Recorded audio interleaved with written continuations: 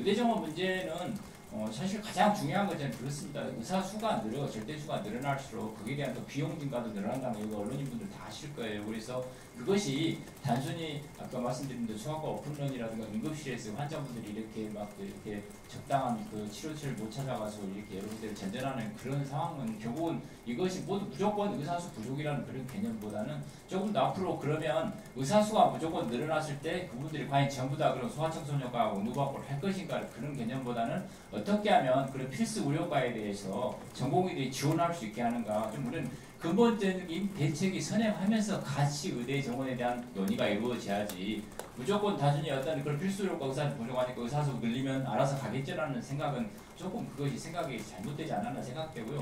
그래서 정부랑 저희 의료현안협의 74자까지는 사실 필수 의료 협의에 대해서 굉장히 많이 논의가 있었고 실적으로 저는 성과가 있었습니다. 지난 8월 8일 정부에서 그 수도권에서 대학병원들이 그 병원 분원 설치하는 그 부분에 있어서 그렇게 약 2028년까지 6,800병상이 만들어진다 했는데요. 거기에 대해서 정부에서 이번에 3차 병상수급 규모 시책 발표에서 사실 그 억제책을 만들었지 않습니까? 그런 것도 있고 소아청소년과의 대책 그리고 뭐 뇌혈관계라든지 조만간 또 산부인과에 대한 대책도 나온다고 해서 지금 저는 사실 정부랑 의료계가 소통을 했기 때문에 하나하나 성과물이 나오고 있다고 생각하고 있습니다.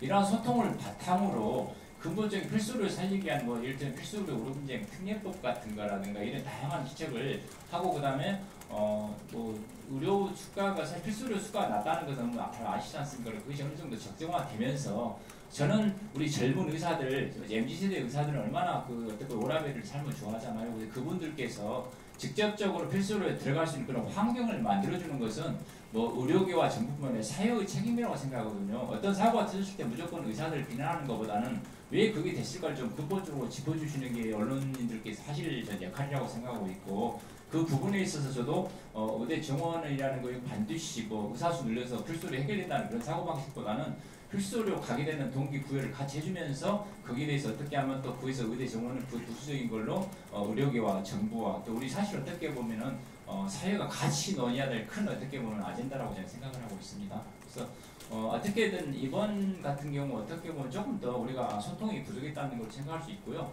저는 제 생각에는 이번 기회 때 좀 더 정부랑 우리가 소통을 충분히 해가지고 이런 것을 정말 풀어나가고 앞으로 저희가 2025년부터 초고령 사회에 들어가잖아요. 그랬을 때는 어떻게 하면 보다 우리 어르신들께서 제대로 된 치료를 받고 또 거기에 대해서 초고령 사회에 들어가면 건보 재정이 엄청 많이 들어가려는 생각을 하고 있습니다. 거기에 대해서 진지하게 우리 가슴을 열고 한번 정부랑 우리가 계속 끊임없이 머리를 맞대고 소통과 협력으로 이걸 풀어나가도 지금 부족한 마당에 이런 어떻게 보면 어떤 지역적인 문제를 가지고 서로 간에 갈등을 해가지고 하면 이게 한번 사실은 이렇게 관계가 나빠지기 시작하면 각종의 협치들이 다 중단되고 이렇게 되면 정말 결국 피해는 저는 뭐 의사도 있고 정부도 있겠지만 국민분들께서 피해 입지 않나 저는 생각을 하기 때문에 이번에 잘 이렇게 슬기롭게 극복해가지고 저는 가기를 희망합니다. 저 데일리메디 양보영 기자인데요. 만약에 정부가 대화를 하고 1000명을 늘리자고 하면 어떻게 대응하실지 좀 궁금하고 그리고 의협에서 한 가지씩 물어보세요. 네. 그리고 의협에서 마지노선으로 생각하는 확대 인원이 좀 있으신지 궁금합니다. 그것은 말씀 못 드립니다. 그건 전략입니다. 근데 저희들도 그 방향성에 대해서는 충분히 생각하고 있지만 그 적정 수 그거에 대해서는 사실 저 대한의사협회에서도 우리가 지난번에 각종 그 우리 전문가 협의체에서 논의도 해가고 우리 토론회도 하고 그랬잖아요. 생각은 다르죠. 그래서 저희들은 지금이 적정이라고 의료계에서 생각할 수도 있고 또한 저 전문가 단체에서는 어떤 또 특정 뭐 교수님들은 더 많이 늘려야 된다고 생각하는데 그런 부분을 하나하나 접해서 서로 간에 의료현안협의체에서 근거에서 과학적인 데이터를 가지고 이렇게 소통을 해서 풀어나가 접근해 나가야지 1000명 넘기면 어쩔래? 500명 늘 가이드라는 그거는 사실은 좀 말씀드리기 곤란합니다. 네. 그 연합뉴스 TV 최덕수입니다. 여론조사에 대해서 어떻게 생각하시는지 궁금한데 70% 가까이가 네, 70% 가까이가 이제 정원 확대에 찬성한다 뭐 이런 여론조사도 많이 보셨을 거고요. 그런 부분에 대해서 어떻게 생각하시는지 궁금합니다.